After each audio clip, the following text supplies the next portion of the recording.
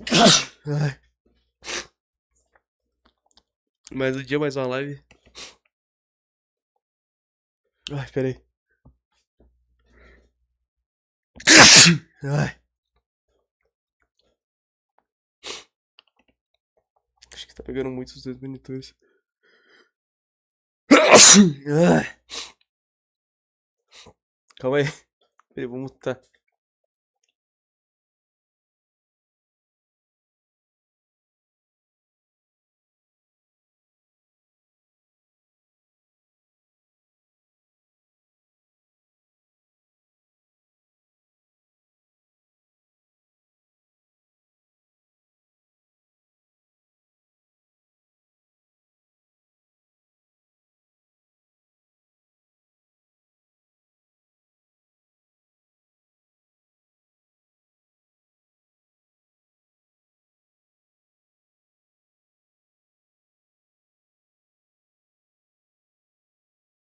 Começando aí mais uma live.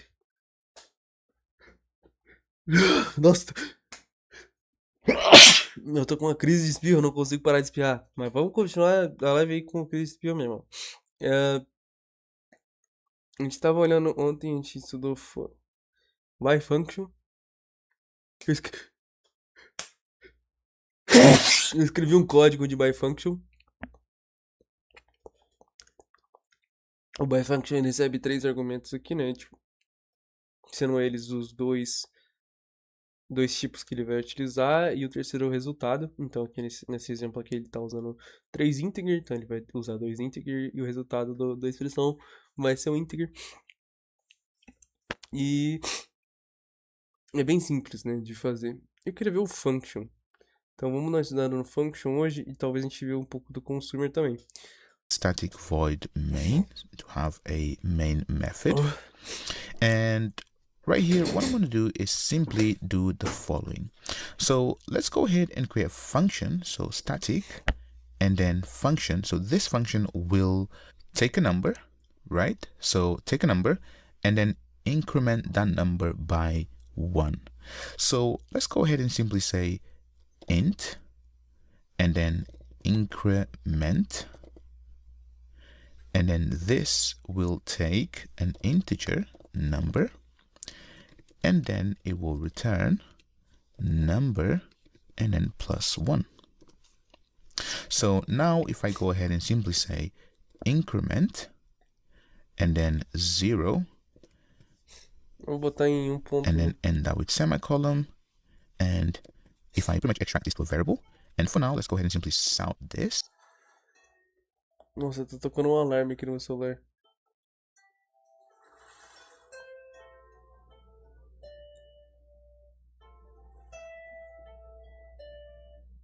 Pronto, desativei.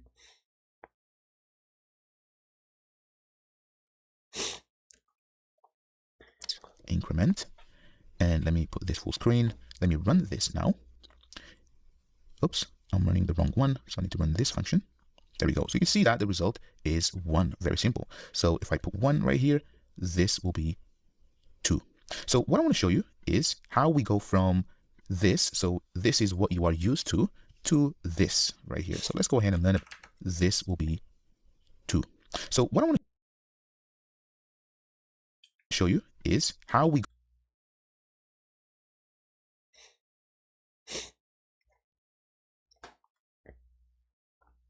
go from this, so this is what you are used to this right here. So let's go ahead and learn about the function interface. So where is the function? So this one right here. So this says that represents a function that accepts one argument and then produces a result. So this is pretty much what we have here, right? So this function that we have, so this is a normal function in Java. So this is what you are used to.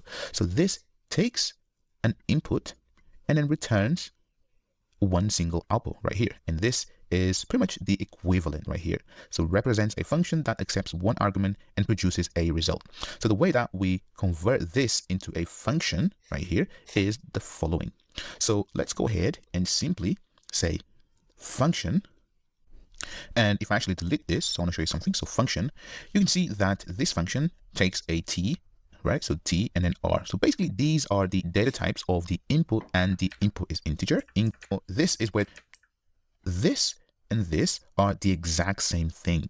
So basically, this integer right here corresponds to the actual input. So this one right here, and the same number plus plus. Well, actually, let me simply make them the same. So number plus 1. And let me also rename this function to increment by and then 1. So you can see that this was a increment by 1 if you want. So here, I'm going to say increment and then 2, and I can choose the exact same output. So this is how you use a function. So basically, it's the exact same function right here. Instead of a and apply, Tá, and then é say a mesma layer. coisa que o supplier string. Isso aqui eu não sei o que é, não. All right, let's say that you want to combine multiple functions together to achieve a desired state or a desired output. So let's say that you have this function right here, so increment by 1 function, but let's also create another function. Oh, actually, let me not copy and paste, but simply say static and then function, and this function will take an integer, and this function will also return an integer, and then I'm going to say multiply by and then 10 right here.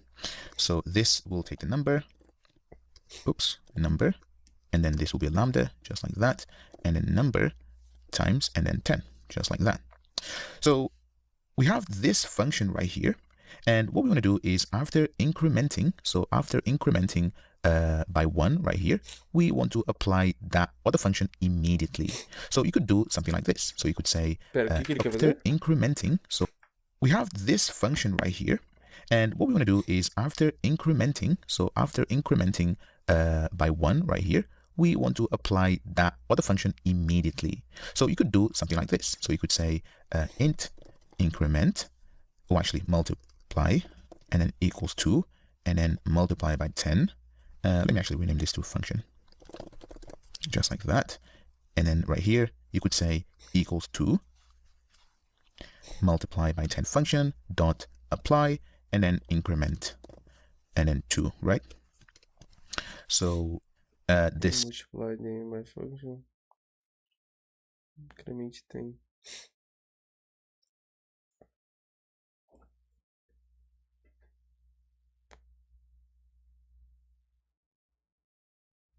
is not quite right because this is a name, so right there, and then remove that, and this should be multiply by 10. Let me grab that name there, paste it there, and there we go. So now if I do a salt and then multiply by 10 function, well, actually I'm getting all confused right here, so this should be multiply. There we go. So this is the actual output. So now if I run this, you can see that we take 2 multiply by 10 is 20. So obviously this is, quite normal for us to do, but we can do something better.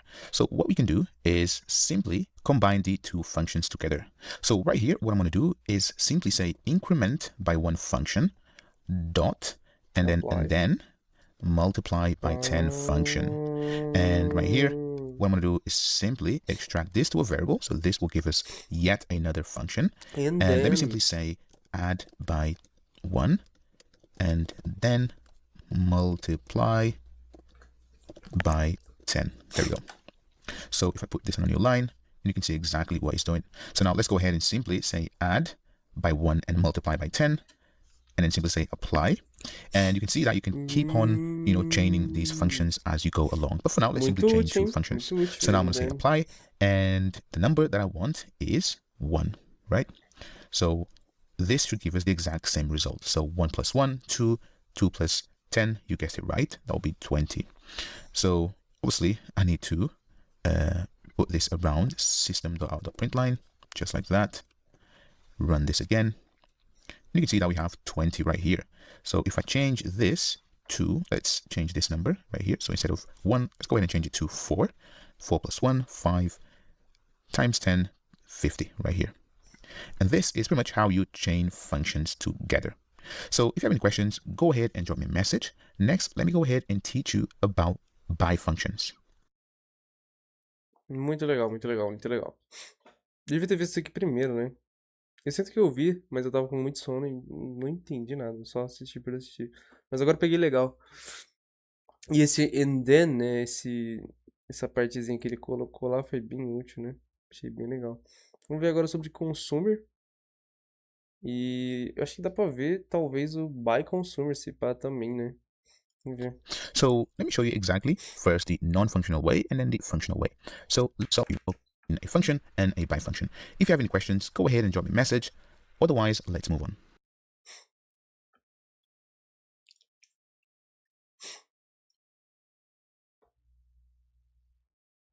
All right, next let's go ahead and learn about consumer.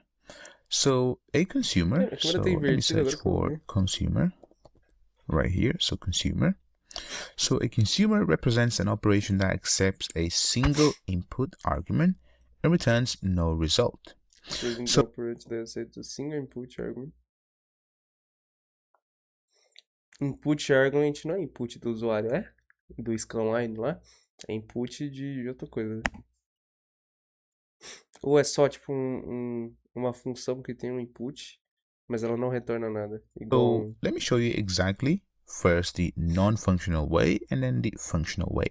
So let's say that right here, again, let's have public static void main. And right here, let's go ahead and define a static class and then customer. And then let's go ahead and simply say private final, and let me put this full screen. So private final and then string and then customer name, private final string, customer phone number, just like that. So next, let me add that to a constructor. And now what I'm going to do is have a function right here. So let me go ahead and simply say static. And then right here, let's go ahead and say greet and then customer. So this will take a customer. And right here, let's go ahead and simply say south and then hello and then customer and then dot customer name and then right here plus and then comma, thanks for registering and then phone number and then plus customer dot. Peraí. Minha gata tá aqui, não? Não, né? Acho que ela tá lá fora.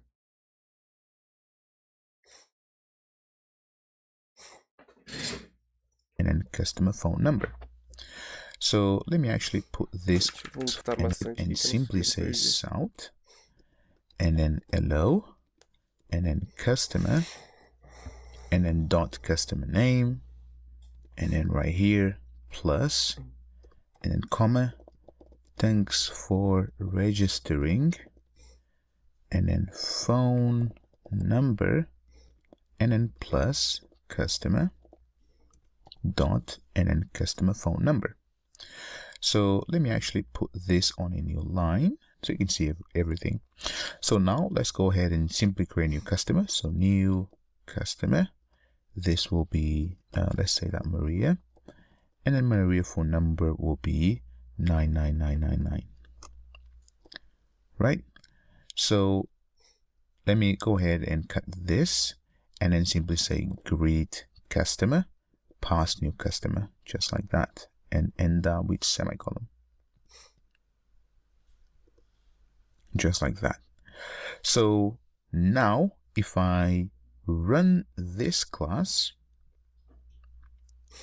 you can see that we have hello Maria, thanks for registering, phone number 9999. So the way that we achieve the same but using the functional interface, so the consumer functional interface, is by doing the following. So let me go ahead and simply say static and then consumer. So consumer takes one argument, so this will be of type customer, and then right here let me go ahead and simply say greet customer consumer só colocar equals igual to, and then we'll take the customer what we're gonna do is pretty much the exact same thing right here. So let me grab all of this and then paste it there. And basically, now I can go ahead and simply say greet customer consumer dot, and then right here, instead of apply, we simply accept. Now let me go ahead and extract this customer, so Maria, and then also pass Maria right here. So there we go. So this is using functional interface. So this is actually consumer and then normal Java function, right? So if I run this, you can see that we have the exact same thing, right? So basically a consumer takes one argument. Deixa eu tentar fazer agora no meu código.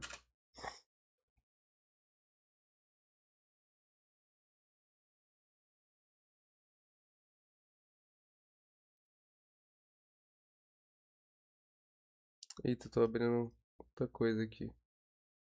Deixa eu abrir aqui o exercício 3.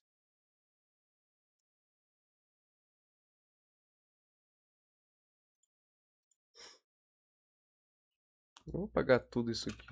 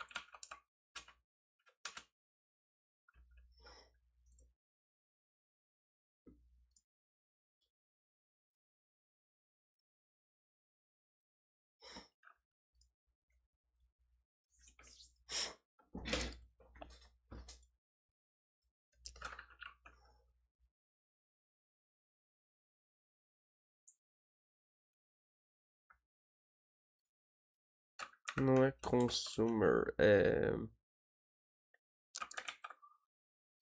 Como é que se diz? Client? Eu não lembro o que ele usou ali.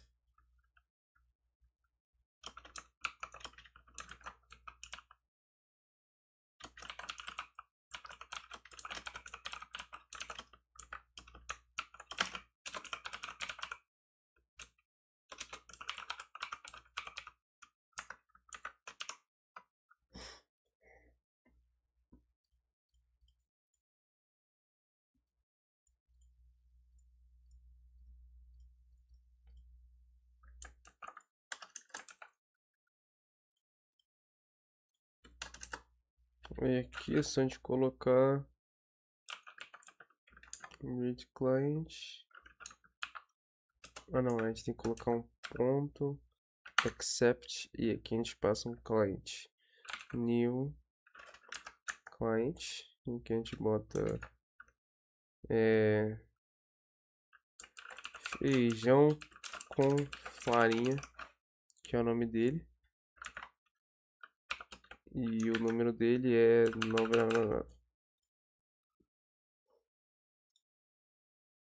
Se a gente executar o código, thanks, feijão com farinha for registering the number 9999. Pronto, é isso. Consumer. Aprendi a fazer um consumer aí. Muito legal, muito legal, muito legal.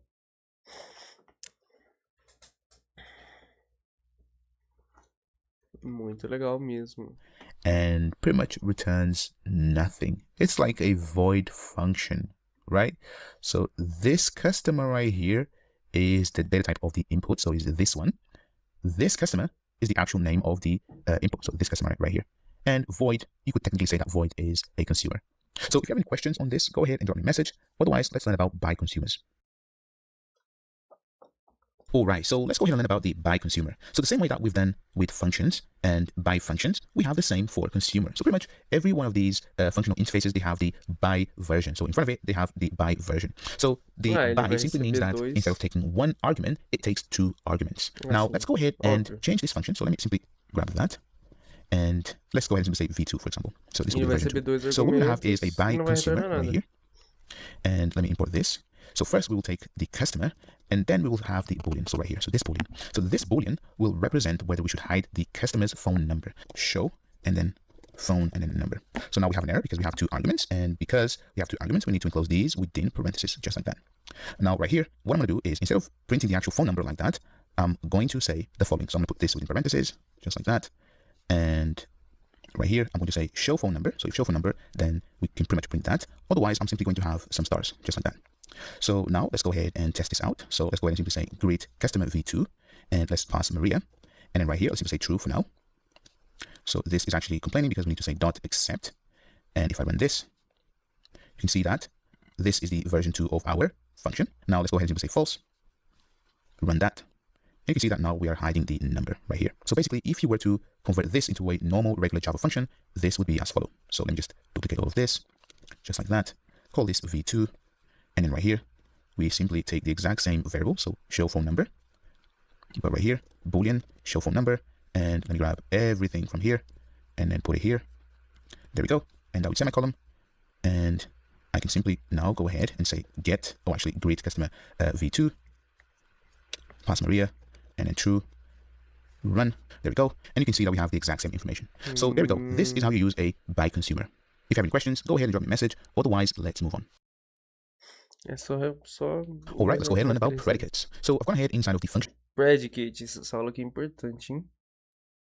Interface package created this underscore predicate class, and inside let's go ahead and simply type public static void main, and let's go ahead and learn about predicates.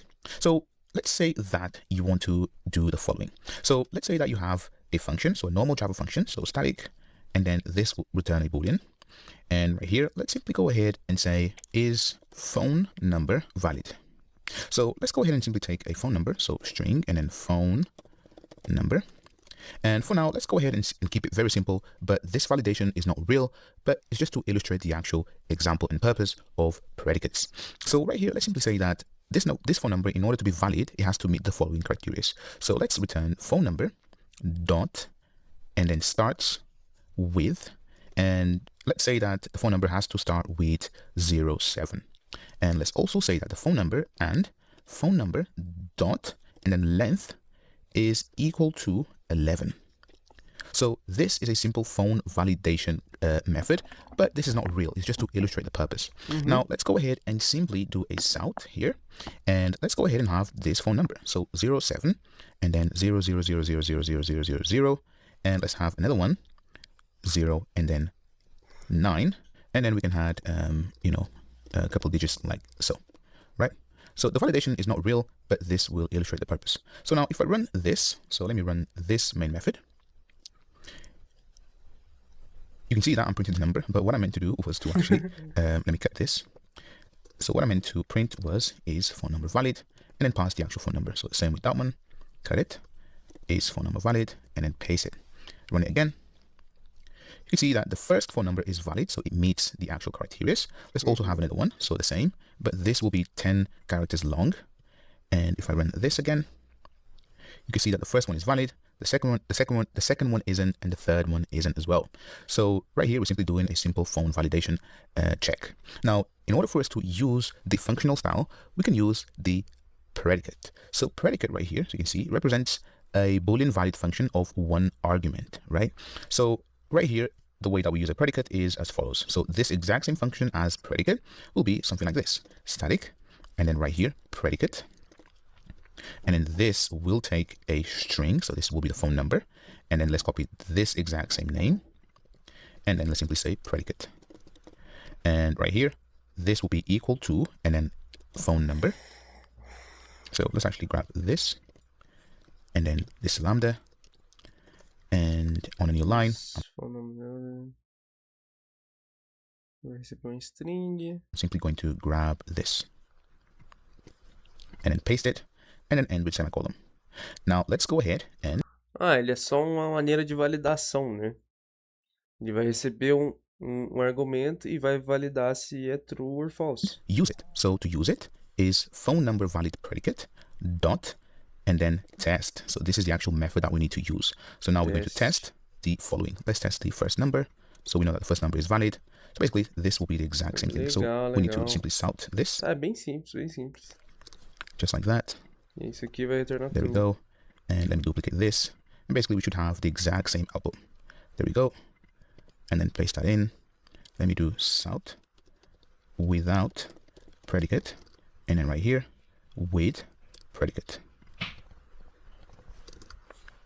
And if I run this, you can see that we have the exact same result. So true, false, false, and without predicate, true, false, false. Muito legal, muito legal.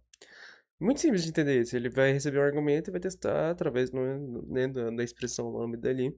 Se ele é true or false, ele vai dar esse resultado, né? Através do... Você bota o nome dele ali. No caso aqui ele fez um predicate static. E aí ele só colocou isso. Phone number valid predicate, que é o nome do coisa. Ponto teste. Muito simples. É isso aí. Eu vou sair. Amanhã eu quero dar uma revisada nisso aqui. Escrever um código. Amanhã, como sempre, tem mais. Valeu. Muito obrigado a todo mundo que apareceu aí. E é nóis. Até mais.